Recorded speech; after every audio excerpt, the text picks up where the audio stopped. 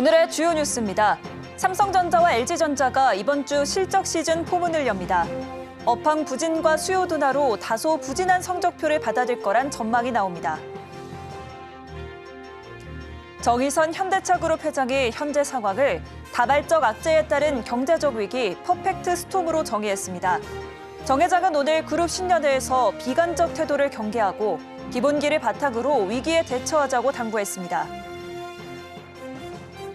한국거래소가 공매도 중앙점검 시스템 개발을 완료했습니다.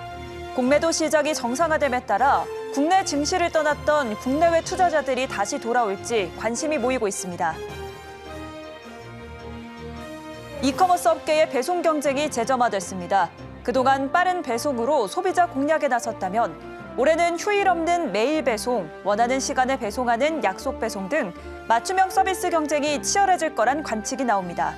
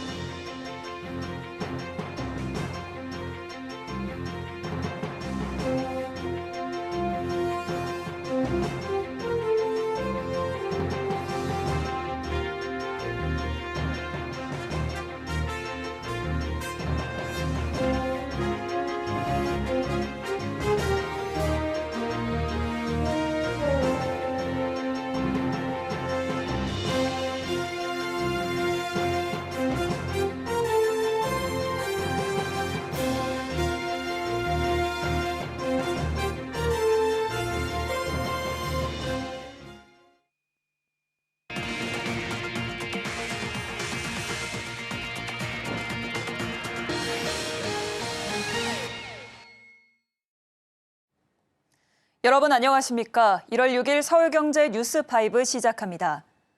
삼성전자와 LG전자가 이번 주 실적 시즌에 포문을 엽니다. 업황 부진과 수요 둔화로 다소 부진한 성적표를 받아들 거란 전망이 나오는데요. 김혜영 기자입니다. 오는 8일 삼성전자가 4분기 잠정 실적을 발표합니다. 증권가의 전망치 평균은 매출 77조 9,494억 원, 영업이익 8조 5,536억 원. 증권가의 눈높이가 점점 낮아지고 있습니다. 3개월 전 영업이익 컨센서스는 12조 원대, 한 달 전엔 9조 원대였습니다. 최근 8조 원대 중반까지 실적 전망이 낮아진 가운데 7조 원대를 예상하는 증권사도 늘고 있습니다. 주력 산업인 반도체 사업의 부진이 주된 이유입니다.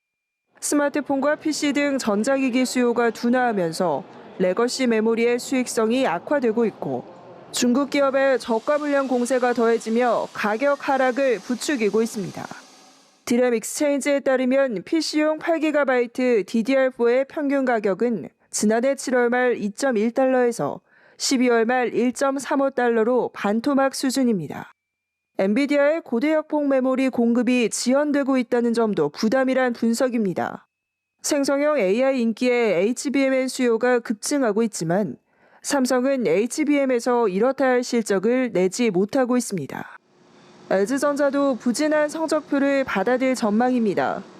LG전자의 4분기 실적 컨센서스는 매출 22조 4,972억 원, 영업이익 4,378억 원, 가전비수기와 강달러 속 물류비 부담의 수익성 악화가 예상됩니다.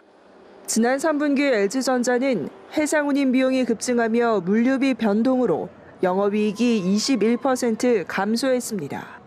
TV 부문은 중국 경쟁 심화로 인한 마케팅 비용 증가와 패널 가격 상승에 따른 원가 구조 부담도 악재로 작용할 것이란 분석입니다. 서울경제TV 김혜영입니다. 정의선 현대차그룹 회장이 현재 상황을 다발적 악재에 따른 경제적 위기 퍼펙트 스톰으로 정의했습니다. 오늘 정 회장은 현대모터 스튜디오 고양에서 열린 그룹 신년회에서 비관적 태도를 경계하고 기본기를 바탕으로 위기에 대처하자고 당부했는데요. 이해란 기자입니다.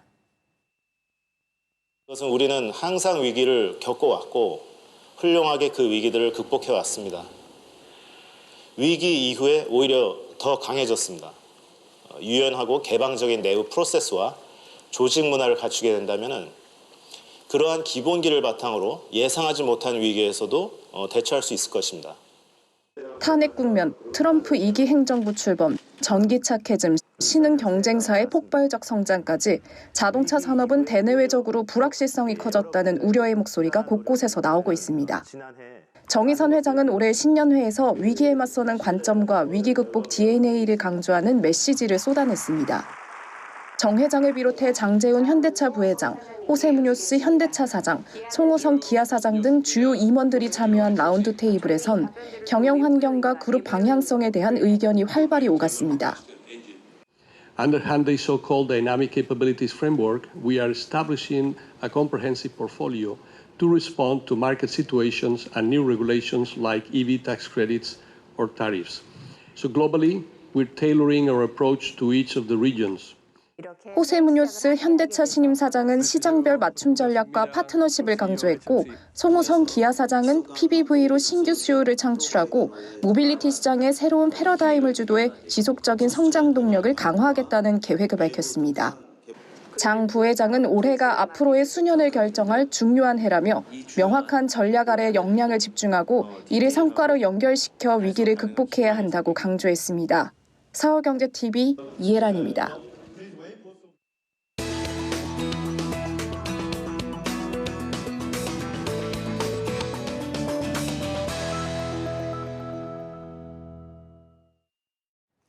네, 한국거래소가 공매도 중앙점검 시스템 개발을 완료했다고 밝혔습니다.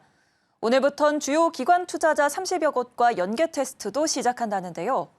공매도 시작이 정상화됨에 따라 국내 증시를 떠났던 국내 외국인 투자자들이 다시 돌아올지 관심이 모이고 있습니다.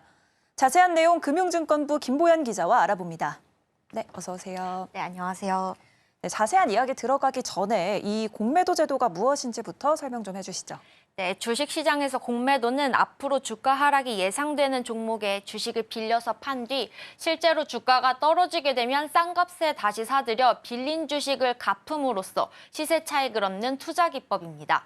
공매도는 차입이 확정된 타인의 주식, 채권 등 유가증권을 빌려서 매도하는 차입 공매도와 현재 유가증권을 보유하지 않은 상태에서 미리 파는 무차입 공매도로 구분되는데, 앞서 금융당국은 해외 및 기관 투자자들이 주식을 빌려놓지도 않고 파는 불법 무차입 공매도 적발이 반복되자 2023년 11월 이를 방지할 수 있는 전산 시스템을 구축한 뒤 다시 재개하겠다고 밝혔습니다. 이에 현재는 전면 금지된 상태입니다. 네, 이 공매도 정말 다사다난했습니다. 17개월 만에 재개될 것으로 보이는데 아무래도 좀 순기능이 더 많기 때문인 것 같아요. 네, 공매도 제도는 시장의 효율성을 높이고 주가의 거품을 제거해 적정한 가격을 유도하는 등 유동성과 가격 측면에서 순기능이 더 많습니다. 외국인 투자자의 해지 수단인 만큼 외국인 자금 유입으로 인해 수급도 활발해질 것으로 보입니다. 김대종 세종대학교 교수는 1년에 50여 건이나 잦게 발생하는 주가 조작을 막을 수 있는 탁월한 방안으로 꼽기도 했습니다. 다만 개인과 기관, 외국인 사이의 차별이 너무 심하다. 그리고 불법, 반칙한 이들에 대한 처벌이 너무 약하다, 이런 비판을 마주하자 금지한 겁니다. 네, 개인 투자자들에게 기울어진 운동장이다, 이런 비판이 많았던 만큼 공매도 제도를 손질하는 시간이 필요했던 것 같은데요. 이 규제 시스템 어떤 게 마련됐을까요? 네, 우선 지난 1년간 자본시장법 개정을 포함해 시행령 규정 등을 손봤습니다. 그리고 불법 공매도 제재를 위한 전산 시스템을 구축했습니다. 사전에 예방을 하고 사후에도 점검을 하겠다는 겁니다. 또 금융당국에 등록한 법인만 공매도 거래를 할 수 있게 했습니다. 네, 국내 증시의 최대 불신 요인으로 불법 공매도가 꼽혀왔던 만큼 중앙점검 시스템의 실효성이 국내 증시의 신뢰를 이끌어낼 핵심이 될 것으로 보이는데요. 이 처벌도 강화가 됐다면서요? 네, 불공정 거래나 불법 공매도를 한 경우에 상장사뿐 아니라 금융회사 임원 선임도 5년간 제한했습니다. 또 최대 5년간 금융투자 상품 거래를 제한하고 계좌 지급 정지 조치 등이 이뤄집니다. 벌금은 현행 위반 행위로 얻은 이익 또는 회피한 손실액의 4배에서 6배로 상향했고, 징역 가중처벌을 적용해 부당이득액이 50억 원 이상이면 최대 무기징역까지도 가능하게 했습니다. 기울어진 운동장이라는 비판에는 기관 대차와 개인 대주 간 공매도 거래 조건을 통일했습니다. 이전에는 기관과 외국인이 공매도를 위해서 주식을 빌릴 때 상환 기간을 두지 않았습니다만 개인과 마찬가지로 90일 이내에 갚도록 한 겁니다. 네, 공매도가 재개되면 글로벌 스탠더드에 부합하는 자본시장을 구축한다는 점에서 좀 시장에 긍정적인 시그널을 줄 수 있을 거란 기대가 나오고 있다면서요. 네, 전문가들은 수급이 더 들어올 가능성이 생기면서 주식시장 정상화에 속도가 붙을 것이라고 보고 있습니다. 아울러 코리아 디스카운트 해소에 도움이 될 것이라고 전망하고 있는데요. 주가가 자산 가치나 미래 가치 등을 반영해 적정한 제자리를 찾아갈 수 있을 것이란 평가입니다. 아울러 우리 시장의 대외 신뢰도가 향상되면서 6월에 있을 모건 스탠리 캐피털 인터내셔널 선진국 지수에 편입될 수 있을 관심도 모이고 있습니다. 매년 6월 선진 신흥국 지수를 발표하는데 현재 한국은 신흥국 지수에 포함되어 있습니다. 네, 하지만 아직 좀 우려스러운 부분도 있을 텐데요. 투자자들의 반응은 어떻습니까? 네, 정의정 한국주식투자자연합회 대표는 우리나라 주식시장은 주요국 대비 유독 공매도 피해가 많았다고 밝혔습니다. 중앙점검 시스템이 불법 공매도를 완전히 척결할 수 있을지에 대한 의구심을 떨칠 수 없어 테스트 기간 동안 철저한 검증이 필요하다고 강조했습니다. 그는 불법 감지 시스템도 실시간까지는 힘들어도 2시간에서 5시간 이내, 적어도 당일에는 불법이 있었는지를 확인해야지 이미 날이 지나가면 불법으로 빠져나갈 구멍을 만들어주는 것이라며 엉성한 시스템이 될 가능성이 커 보여 우려스럽다고 전했습니다. 이어 불법만 거릴 것이 아니라 금융당국이 현미경을 가지고 잘 들여다봐서 시세 조정을 목적으로 하는 공매도도 걸러내야 한다고 제언했습니다. 네, 지금까지 공매도 재개에 따른 시장 안팎의 반응과 전망 들어봤습니다. 오늘 말씀 고맙습니다. 네, 감사합니다.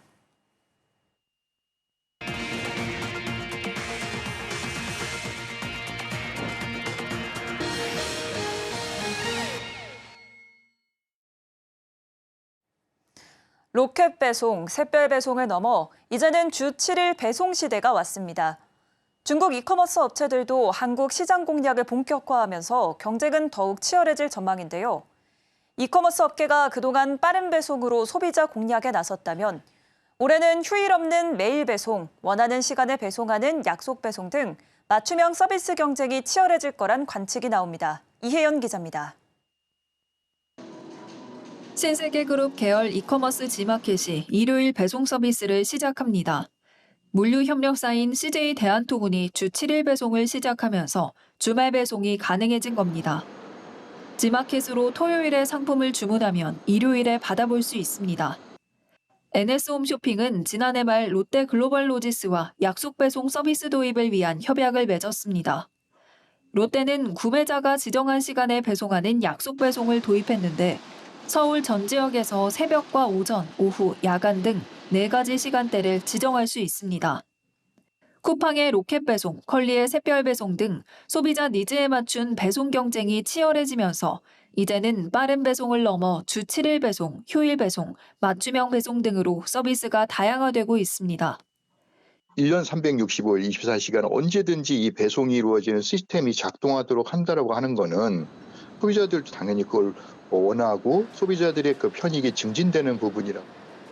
알리바바 그룹이 신세계그룹과 전략적 동맹을 맺고 국내 시장 진출을 선언하면서 이커머스 업계는 경쟁이 더욱 뜨거워질 전망. 빠른 배송이 기본 서비스가 된 만큼 소비자를 공략할 새로운 배송 서비스에 관심이 모아지고 있습니다. 서울경제TV 이혜연입니다. 우리은행이 고질적 문제로 꼽힌 사내 계파 갈등 청산에 나섭니다. 우리은행 전신인 상업은행과 한일은행 퇴직 직원 동호회 통합이 26년 만에 이뤄집니다. 이현아 기자가 보도합니다. 우리은행이 전신인 상업은행과 한일은행 퇴직 직원들의 동호회를 26년 만에 통합합니다. 우리은행은 지난 3일 강원 상업은행 동호회장, 유중근 한일은행 동호회장과 임종용 우리금융그룹 회장, 정진한 우리은행장 등이 참석한 가운데 양대 동호회 통합을 위한 양해각서를 체결했습니다. 우리은행은 지난 1999년 상업은행과 한일은행 합병으로 통합 출범했지만 26년간 두 은행 간 계파 갈등이 이어졌고 내부 경쟁도 치열했습니다. 그간 우리은행장은 상업과 한일은행 출신이 번갈아가면서 맡고 임원도 두 은행 출신을 같은 비율로 구성하는 암묵적 룰을 유지하며 인위적으로 갈등을 봉합해왔습니다.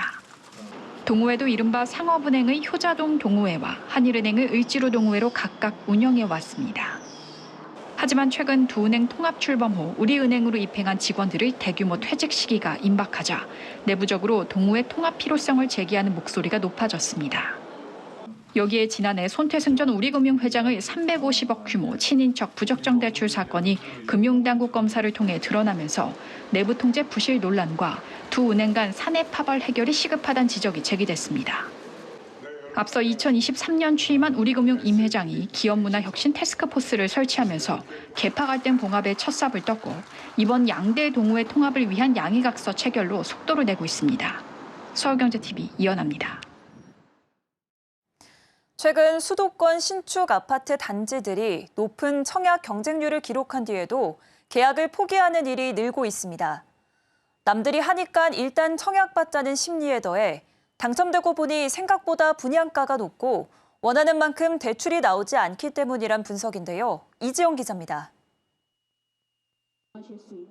수도권에서 새 아파트 청약에 당첨되고도 계약을 포기하는 일이 늘고 있습니다. 앞으로 신축이 더 귀해질 거란 전망에 무리를 해서라도 청약에 들어갔는데 분양가가 비싼 걸 뒤늦게 알았거나 대출 규제로 원하는 만큼 대출이 나오지 않았기 때문이란 분석이 나옵니다. 당첨되고 나서 가격과 주변 시세 비교를 통해서 비싸다는 걸 인지했기 때문에 계약까지 이어지지 않는 경우가 많아요. 실제 계약을 포기한 한 당첨자는 막상 청약에 당첨돼 계약금을 내려고 하니 비싼 분양가에 부담을 느꼈다는 것. 인근에 1, 2억 원가량 저렴한 준신축 단지 등의 대체제도 있었다는 겁니다.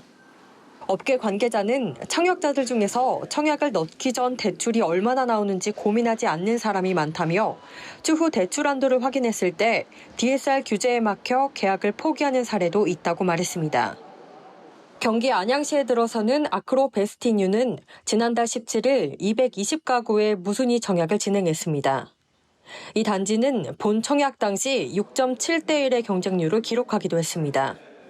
같은 지역에 들어서는 평촌자의 퍼스티니도 비슷한 상황. 이 단지도 본 청약 당시 13대 1의 경쟁률을 기록했지만 지난달 24일 111가구의 무순위 청약이 진행됐습니다. 업계에선 수도권의 경우 시세보다 10에서 20% 이상 비싸게 나온 분양단지의 경우 미분양뿐만 아니라 준공 후 미분양까지도 나올 수 있다고 우려하고 있습니다. 이 같은 분위기 속에서 건설사들도 올해 분양 물량을 대폭 줄일 전망입니다. 올해 민간 아파트 분양 예상 물량은 15만 가구로 2000년 이후 최저치입니다. 서울경제TV 이지영입니다.